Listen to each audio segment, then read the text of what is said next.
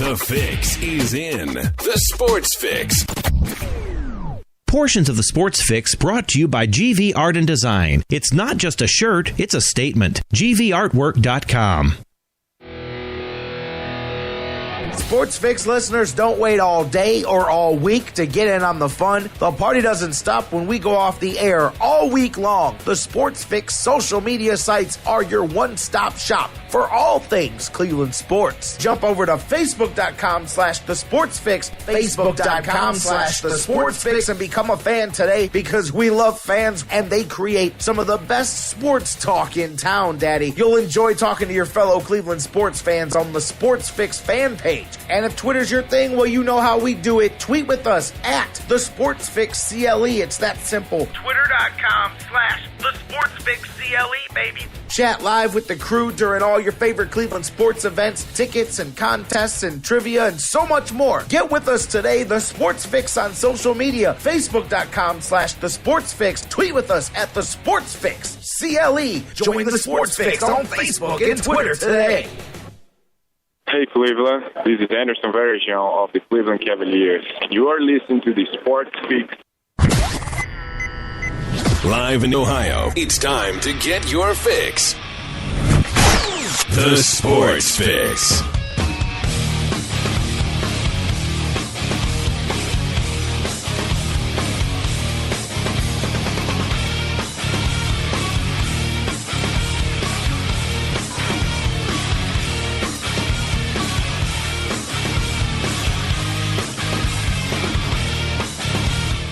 Peekaboo, here I am. Welcome in, everybody. We are live, the Sports Fix, on the air across the Sports Fix Radio Network. J-Rock, Jerry Myers with you, kicking things off. Another Thursday, man, another week going down in the books, and we're almost through the month of July here, man. That's nuts.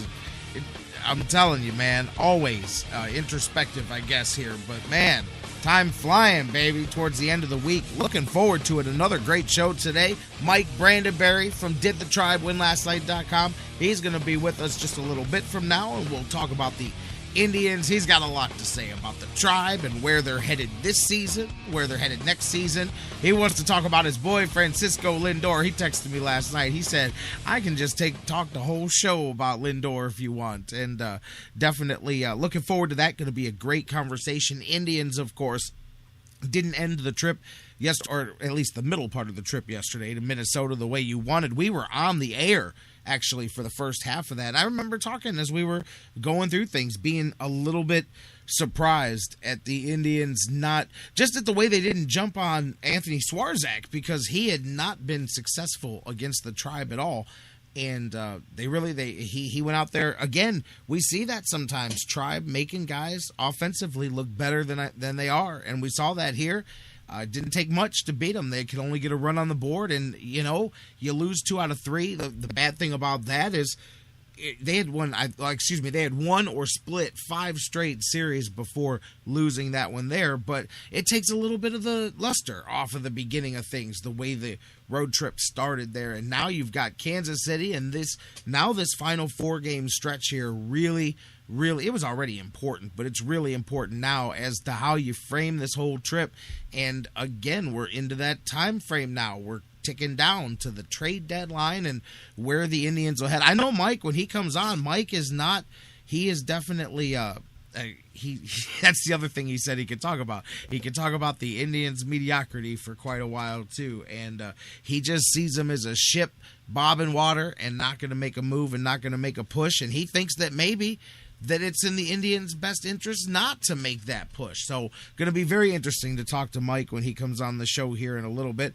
A whole lot going on, guys. I mean, the Browns getting ready to go into camp. Matter of fact, I want to talk, actually, I kind of want to rant about something too. Ray Rice's punishment comes in, and it's 2 games. I'm going to talk about that in a minute. Cavalier stuff, a ton going on. Let's get the official to-dos out of the way and roll on with it. Welcome into the Sports Fix. As I said, I am J-Rock, the conductor of the madness here on the Sports Fix, each and every weekday at noon, live across the Sports Fix Radio Network. Whether you're listening live on TuneIn and Spreaker and Mixler, and you're on digital delay, perhaps 24 hours a day on iTunes and iHeartRadio and Stitcher Radio and SoundCloud, all of those platforms, all the podcasters, all the downloaders, each and every one of you guys around the world. Thank you so much for joining us again here on the Sports Fix, and I want you to be a part of the show. As a matter of fact, Mike's going to be on for a minute with us, so you might want to get through now on the phone lines. If you want to get in and talk Tribe, you want to talk Browns, whatever it is, get in on the phone lines early and often. 216-539-7535. 216-539-7535. The phone lines are open. 216-539-7535. You can't get to the phones, as I say every day. Hey, lots of ways to stay part of the show and be interactive with us on Facebook, facebook.com/The Sports Fix. Tweet with us at The Sports Fix CLE. Email us, thesportsfix@AOL.com. All ways to interact with the show. And as I said, the website, thesportsfix.net, your one-stop shop for all things Sports Fix and Cleveland sports, everything you need for the show. It's all tied in right there at thesportsfix.net. So bookmark it and check it out. And you know what? We're going to talk Indians after the break. Mike Brandenberry is going to join us here. We've got a lot of things to talk about. I kind of want to talk a little bit here, a little Browns, and I want to get into something that really had me steaming. And I know that it's a straw man's argument in some points because we've already talked about this, but let me start it and set the tone for this with Josh Gordon. Josh Gordon's appeal, from all accounts, has been set, and August 1st, Josh Gordon is going to get his appeal for his 1-year suspension, and we will find out if they'll chop any games off of that, or if indeed, as most people anticipate, Josh Gordon is going to be out indefinitely with a minimum of a year, and then he will have to apply with the league for reinstatement. So we'll have an answer from that a little over a week. Look at that. They're back-to-back. You got the trade deadline, and then August 1st, that'll be that. Until then, I know Coach Pettin said he's going to have Josh Gordon out there getting reps with everybody else, and he's got a point. You don't want to be at a disadvantage if they do knock some time off of that, even though really, from all accounts and purposes, it's not expected. Anybody that did expect that,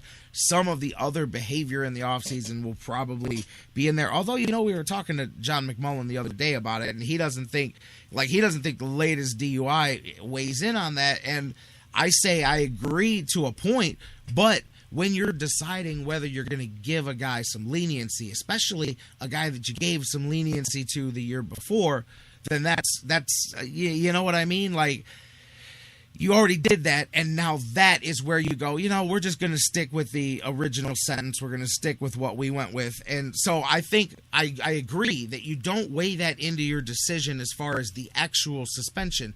But what I don't agree is that I do think that weighs into if you're deciding whether you're going to cut a guy some slack, because you've already cut a guy some slack. And then while he was away, decided to do a few more things. And, a lot of the talk about, and the Browns insist that they're not going to cut ties with him. You look at Justin Blackmon, and I think that's a direct comparison to what's going on. And think about it. My man Jersey Dog remembers talking about he wanted Justin Blackmon back in the day. He wanted the Browns to draft him, and look how close that came there. And so either way, I think we were destined by the stars to have a quarterback that had a running back that had some issues here. And I wish we were destined to have a quarterback, but the wide receiver here that was in trouble. But look at Blackmon now. Since he's been suspended, and he's really been, for all intents and purposes, cast aside by Jacksonville there, and he's got the indefinite suspension. I saw just this morning he got caught. What was it? Not a DUI. That was the last one. This one here, he was pulled over for a standard traffic violation, and they found a smell of marijuana, searched him, found some pot on him, and he was taken to jail for that and then released on custody in the state of Oklahoma. And I think Oklahoma is one of the more stringent states when it comes to cracking down on marijuana, but it's the third time he's been arrested. He had a couple of DUIs before that, and now this here. And you can just see things continuing to go for him. That's why a lot of people say, and I question too, the need to completely cut ties with a guy having nothing to do with the talent side of it. But I'm going to go in a different direction here for a second. I know I got calls on the phone lines. I'm going to do that.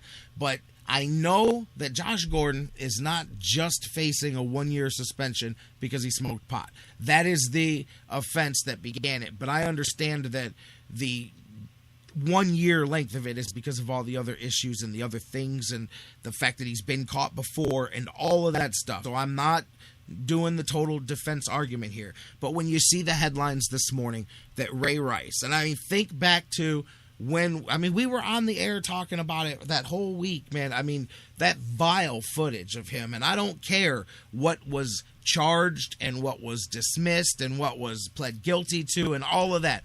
You guys saw the footage as well as I did. Ozzie Newsome himself, I mean, point blank said, this does not look good no matter how you explain it, no matter how you look at it. He's dragging his wife, was girlfriend at the time, carcass out of an elevator like he just tagged a buck, you know, the prize antelope. And I'm being sarcastic to make a visual, but I'm telling you, that's about how much regard he had for her as he dragged her from that elevator, let alone what happened on the other side of that. And you guys know that, I mean, on top of that, the Ravens having even participating in that sham of a press conference not that long ago where they equally take the blame for what happened. I'm telling you, I still believe that was wrong in so many ways from how the domestic violence investigations are supposed to go, but whatever. You see a 2-game suspension for that. And I mean, even if you want to look past pot, so in the NFL, it's a 4-game suspension for these guys that are using steroids. So cheating the game,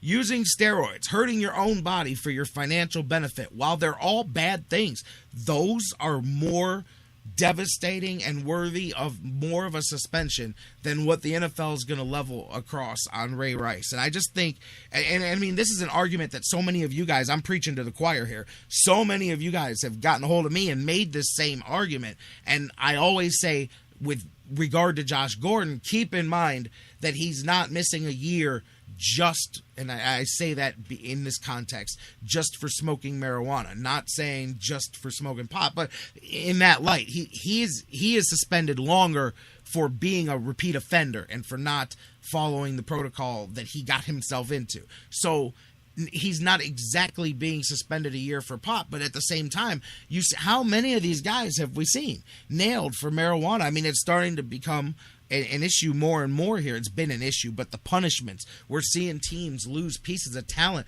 lose guys for, and I'm looking outside of Josh Gordon and outside of Cleveland, other places, you're seeing guys get lost for that part of policy. And I know they're going to address that. But in the meanwhile, just when you see the differences in the lengths of these suspensions and what some of these things are for, that really gets to me, especially this morning. I'm looking at 3 different articles as I'm doing my show prep here this morning, and it's about Justin Blackmon, and he's arrested and caught with possession of marijuana. And, you know, I don't know what the Oklahoma rules are. I know here in Cleveland, in the state of Ohio, possession of less than 4 ounces of marijuana is a minor misdemeanor, which is the equivalent of jaywalking. It's less than a traffic ticket in the state of Ohio. So I don't know amounts and I don't know what the laws are. As I said, I know Oklahoma, a more stringent state, but you see that. And we're talking about Josh Gordon and his 1-year marijuana suspension. And then just what a flashing contrast next to it as I see breaking Ray Rice to miss 2 games, to be suspended for the first 2 games of the season. And I'm thinking, man, I mean, where is the equity in that? I mean,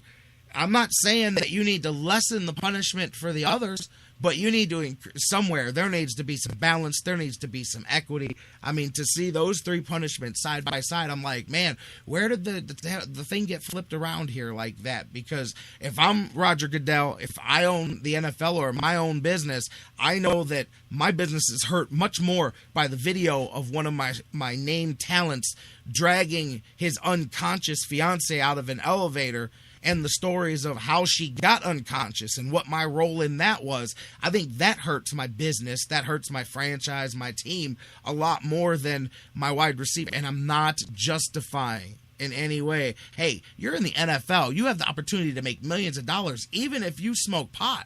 If that's your thing, There's ways to do it, and do it in your off season and clean yourself up. And a lot of these guys, John McMullen and I talk about, it's arithmetic. It's a math game. If you can pass your initial drug test and you're not in suspicion or in the drug program, then you can pretty freely do what you want to do. And a lot of the NFL players do just that. They're responsible about it. It's a lot like when you see cops on the side of the road and they're tagging, for speeding. When they see a guy speeding and he slows down, a lot of times they're not going to pull the guy over because the fact that he slowed down